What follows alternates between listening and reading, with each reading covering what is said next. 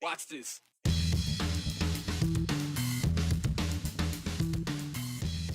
Ahead for you on this Tuesday edition of the 208.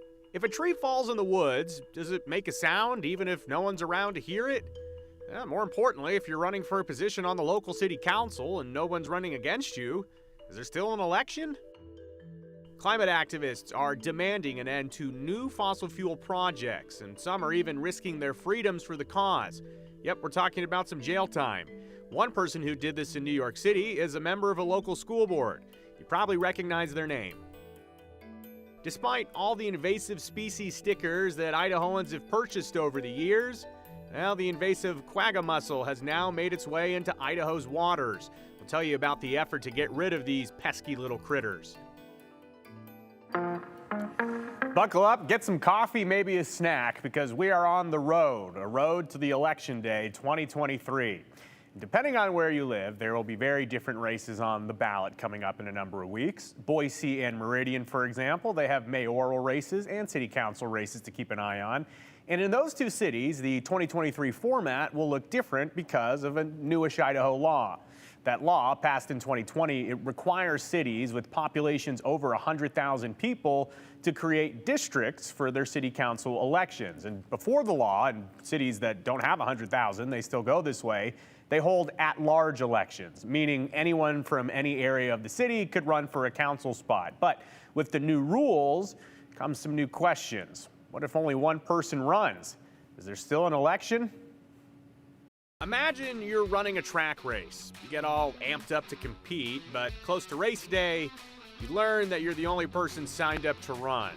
So does the race still go on? Can you even win a race against yourself, or are you just the winner by default? I'll leave the running and sports to the sports people, but that same scenario I just described, well, it's unfolding right now in the Meridian City Council race. It's becoming more of a thing with Meridian and Boise City both. Having separate district elections for their council seats. Trent Triple is Ada County Clerk, and his office oversees elections across the county. And to be clear, Clerk Triple says at the Meridian City Council District 4 race, which only has one candidate, it's not canceled. He lays out the situation seen now because of the new law, requiring cities with populations over 100,000 people to create districts for their city council elections. Previously, when you'd run at-large elections, you'd have multiple candidates vying for multiple seats in the same election, and therefore they would show up on the ballot. But the ballot language, the statute language actually says if you are uncontested, if there's only one qualified person who has filed, either as a legitimate candidate or a write-in candidate, so if there's only one of those people, the election will not be run. What that means is they won't show up on the ballot. The city clerk or the board of whatever taxing district that is will then declare that single person who is uncontested the winner of that election prior to canvassing and prior to the appointment. And so while it, some people may use the word cancel, it's not actually canceling election. It's just not running the election because there's no election to run. There's only one qualified person. So does the new law complicate things for clerks? We have over 390 different ballot types on this election. And so the more contested elections we have, the more difficult the election is, but we're ready for that. We've prepared for that. We've done that in the past. Obviously, if a particular office is not on the ballot, it makes for a shorter, simpler ballot for us to develop. But in terms of people showing up to vote, it makes no difference. Time will tell if the theme of one contender contests continues. Elections go on, even if there's a new quirk to handle. In terms of the message maybe out there in the community that elections are being canceled, what can you say to people that are concerned about that? Elections are far from being canceled. We're going to continue to run elections the way we've always done them here in the state of Idaho and in Ada County. We're very proud of that. We're going to run a free and fair election. We'll follow the statutes as described by the legislature, and that hasn't changed. So during that story, I'm sure at least a few of you asked your television screens, well, what if I wanted to write someone in for a single candidate race? Why can't I do that? Does taking the race off the ballot take away my vote? No, and there's an answer. It's because that you still need to file paperwork to be certified as a write-in candidate, and that deadline has already passed, so nobody signed up. Another question, though, that you may have, when is a single candidate race declared? Well, Meridian City Clerk Chris Johnson tells me this afternoon that city council meetings, The city council will act on a declaration that declares John Overton as elected, and that's happening as we speak right now. So here's a part of the memo, though, that the Meridian City Council is going to bring up. The bottom line here is that Mr. Overton will be sworn in to the seat at the first regular meeting on the 2024 agenda, along with the winners of the races that will appear on the ballot. So super interesting little intricacy there, and we'll see if this becomes more of a trend in Boise and Meridian and any other Idaho cities that get a population over 100,000. All right, on the national stage, over the last 2 days, thousands of people have taken to the streets of New York City, to demand an end to the use of fossil fuels. Have you seen this? Well, the protesters demanded President Biden stop approving new oil and gas projects. Environmental activists say that U.S. interests are responsible for 1/3 of the world's planned oil and gas drilling projects. Several big names are at the protests, including Susan Sarandon, Ethan Hawke, and Representative Alexandria Ocasio-Cortez. And AOC wasn't the only politician at the protest, though. Boise School Board Member Shiva Rajbandari was also in attendance. He was one of more than 100 protesters who were arrested for blocking the doors to the Federal Reserve yesterday.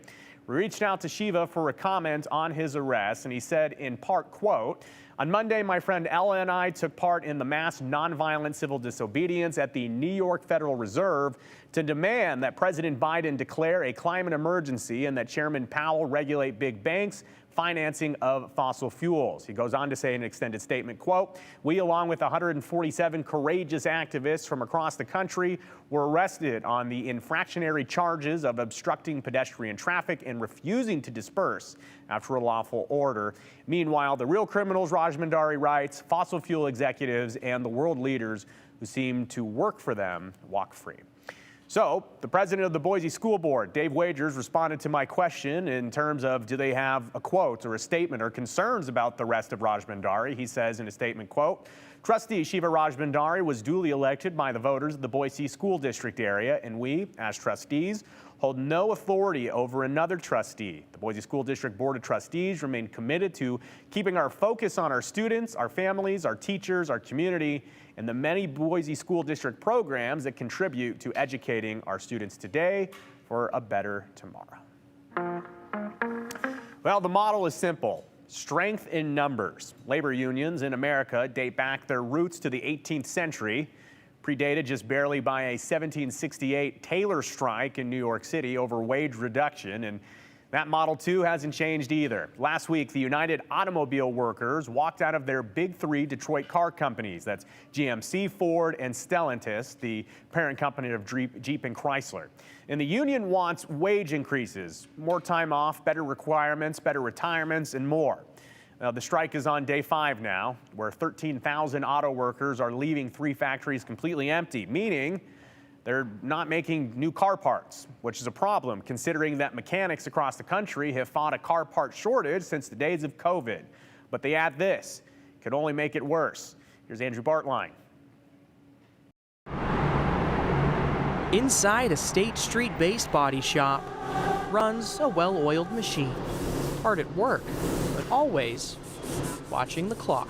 Sometimes I forget that car's even here. Because time is money. Waiting for parts for 3, 4, maybe 5 months before you get something in. We're kind of Corey Roberts left just waiting. Counts on deliveries like this. Christmas morning where you're just like, oh my gosh, I've been waiting for this for so long. It's a new reality of the industry. Ever since COVID, it's been harder to order parts because people aren't working in the factories as much. Before, if you had any parts that were wrong or incorrect or damaged, you could just call up Dennis Dillon or Larry Miller because they had an abundance of parts. The abundance now bunched into unfinished projects. It affects our paychecks. It affects, all of our guys that are paid commission here. If cars aren't leaving here, they're not getting paid. Get them in, get them out. That's the name of the game. We have at least 25 cars in our lot just waiting for parts. But the problem, potentially made worse by an auto worker strike. I think policymakers need to, both on the worker side, on the union side, and on the management side, need to think this very carefully, that this strike could ultimately, along with other factors, trigger a recession. Stephen Peterson's an associate professor of economics at the University of Idaho. Part of what's fueling this is the labor shortages across the United States put wage pressure as well. The auto union is asking in part for cost of living adjustments, more vacation time, and, in their words, big wage increases. They argue CEO pay spiked 40% in 4 years. They want the same. In the United States, for a very long time, people at the top of the food chain, they tend to do very well. And I think it's part of our culture that they do so. What do you do about CEO salaries? I'm not sure there's a good solution for that. And what does a family-owned business do without their parts? Those people not working kind of is a trickle-down effect. Kobe doesn't have a good solution for that either. But if people aren't working and people aren't making those parts, there's nothing that we can do because there's not very many people in those jobs. Losing time, losing money. We hope that it just keeps on getting better and hopefully the strike ends so that everyone kind of, is happy. Professor Peterson says we are at a time of low employment and a worker shortage. It's a rare combination, and that does give workers more power to bargain, especially in negotiations like this. He says inflation is creeping up, though, and if unemployment starts to increase too, that is a combination that concerns him the most in terms of he's concerned about a potential recession and this being a contributing factor to that. As for these local mechanics and auto body shops, these parts, few and far between, Joe, they expect it to get worse. It's just logical. Supply and demand, not a lot of supply, and if new ones aren't being made, well, that's going to hurt them further because there's only so many parts out there, and there's a lot of cars waiting on their lots that they need parts to fix them. And they really can't do anything about it until they get those parts. It's not like they're just going to grow on a tree somewhere. I made a joke when I was talking to him. He's like, sometimes it's just a little clip, right, to get the bumper to fit in. And we're waiting months on this clip. And I'm like, zip tie it. He's like, it came in with a zip tie. I can't send it out with a zip tie. Like, that's the problem we're trying to fix, man. So stuff like that. And it's an interesting trickle-down effect because in the workers' perspective, the people that are striking, they're trying to make a point that we deserve more money. We deserve to be able to, make a living for ourselves while they say, in their opinion, these CEOs are making too much money. Yep. If you take a look, though, at the butterfly effect, the trickle-down, you can see that their actions, it impacts small businesses all the way out here in Idaho. I think it's probably part of their argument, too, at those strikes is showing the value of their work. What are the impacts, larger impacts, if they don't show up to work? Another piece of that, income inequality, they were really big on, talking about what the CEO makes compared to a worker that is necessary for the business to function. Professor Peterson said, nobody's out there protesting Patrick Mahomes for making, what does he make, $55 million a year? More than us. But he also says that the piece you need to understand, CEOs in America compared to other countries, specifically European countries, they do make a lot more in the United States. So he's not surprised to see this happening. Well, we'll see how long the strike goes on for and what the impacts are locally here in Idaho. Andrew Bartline reporting. Thanks, Andrew.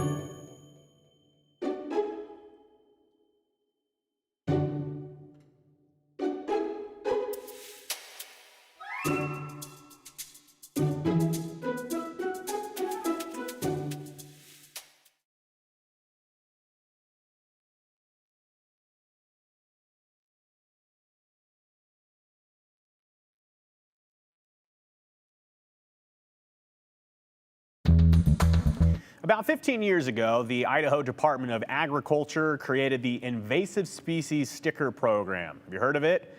Well, if you have any sort of watercraft over 10 feet long, you know exactly what we're talking about here. The sticker looks like that.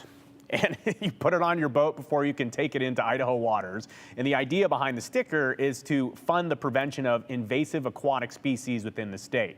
The money generated from the sale of the stickers helps pay for vessel inspections, washing stations, and informational materials. But despite all attempts to keep them out, the quagga mussel, the larvae, well, they've been detected in the Snake River, and the Idaho Department of Agriculture confirmed that they found multiple samples of quagga mussel in the river near Twin Falls.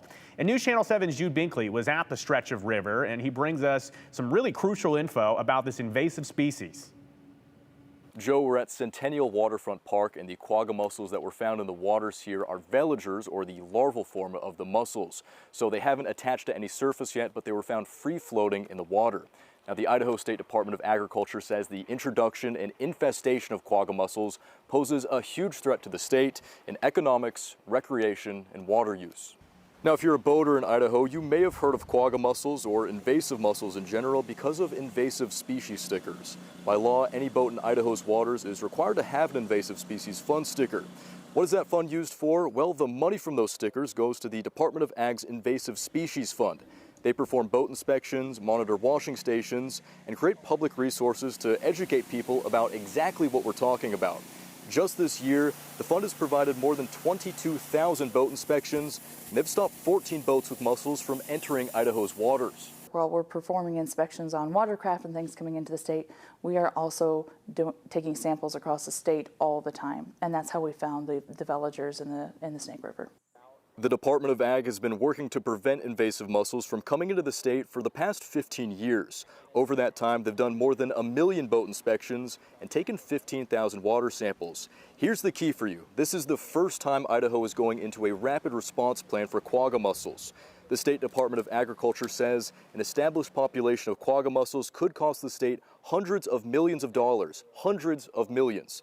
They're using a rapid response plan, which includes finding out how big the impact zone is, implementing containment measures, conducting delimiting surveys, and evaluating treatment options that won't harm the rest of the ecosystem. The ISDA says if you're on any body of water in the state, make sure to clean, drain, and dry your boat. And boat ramps and public access to the water here at Centennial Waterfront Park are temporarily closed as the agencies work on mitigation efforts. In Twin Falls, Jude Binkley, Idaho's News Channel 7.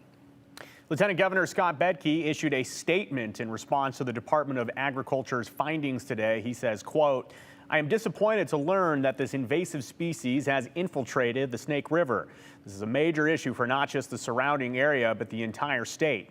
If left unchecked, the Lieutenant Governor says, this can negatively affect our water quality, majorly impact the Snake River's ecosystem, clog our irrigation pipes, and take over our ship and boat holes." It goes on to say, "I applaud the Department of Ag's early detection and quick response to this issue and have faith in their action plan to contain and potentially treat or remove these mussels." Lieutenant Governor urging everyone to follow the rules from the Department of Ag's rapid response plan so we can get this serious situation under control. Again, these stickers are not just for sport. There's an important message behind them. So if you're getting in the water even late in the season, make sure you're up to date. All right, 208 continues after this.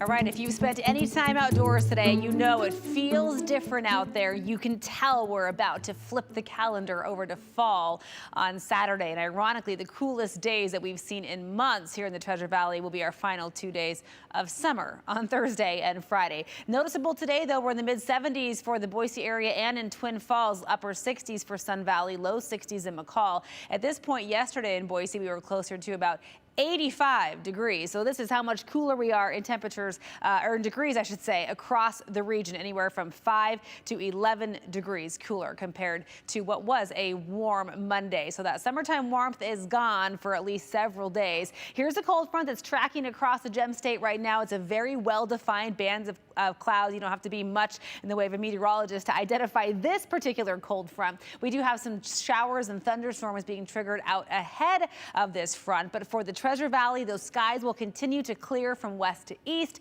Lots of sunshine in store until that sunset, which tonight, by the way, is at 7:48. Slowly burning daylight, right? We'll drop into the 60s by 8 o'clock, and then overnight tonight, those temperatures, of course, continue to drop into the upper 50s, mid 50s for much of the Treasure Valley. So another cool start tomorrow and another very cool day tomorrow behind this cold front. And as this cold core starts dropping south and then east tomorrow, temperatures will drop again and then again for Thursday and a little bit more on Friday. So temperatures will bottom out on Friday in the mid 60s in the Boise area. Low precipitation chances for the valleys, for the Treasure and Magic Valleys. I think Friday at this point looks to be the best chance of a couple of scattered showers, possibly Thursday. We'll watch that closely. Light mountain snow above 7,000 feet is also anticipated Thursday into Friday. Here's that full outlook for you. The good news is after those cool days Thursday, Friday with a brisk breeze, we do start warming up as we head into the new season. In fact, by Monday, we'll see highs back up to 80 degrees. A semi-truck crash spills diesel on the freeway. A pair of teenagers have been arrested in connection to a string of thefts, and it's now going to cost more to haul trash to the dump. Here's Morgan Romero with the 411 from around the 208. Eastbound Interstate 84 at Meridian Road is completely blocked because of a crash involving a semi-truck. The Ada County Highway District also says diesel spilled onto the road. The interstate between the Meridian and Eagle Road exits is expected to be closed for several hours as crews work to clear and clean up the crash. 2 teens are in custody after a string of car burglaries and thefts over the weekend. Meridian police say a 15-year-old and a 16-year-old are tied to at least 4 car thefts, more than 20 car burglaries, and multiple gun thefts across Meridian, Boise, and Nampa. Police say most of the cars were unlocked at the time, and there may be more victims. You're asked to contact your local police department if you think you may have been hit. Starting October 1st, the Ada County landfill is increasing its fees. The Board of Commissioners says they had to raise prices because of rising operational costs. General fees will go up to $32 per ton, tire disposal will go up to $5, and refrigerator dumping will increase to $25. And that's your 411 on the 208. I'm Morgan Romero.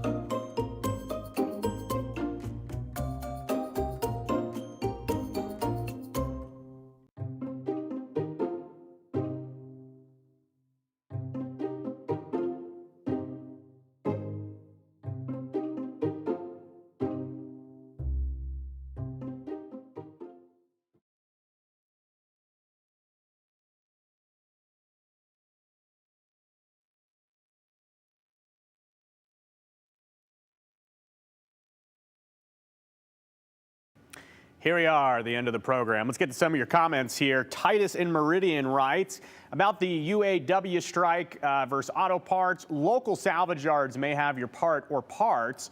The one major problem, if the customers don't have the knowledge of rebuilding, supply and demand will grow.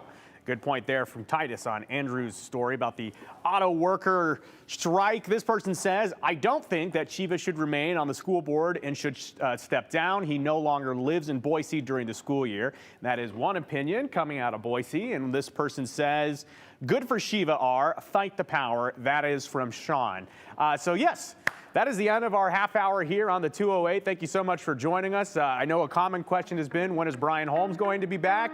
He's expected back tomorrow. You'll have to tune in just before 5 o'clock, though, to see him. We'll see you in about, 23 and a half hours.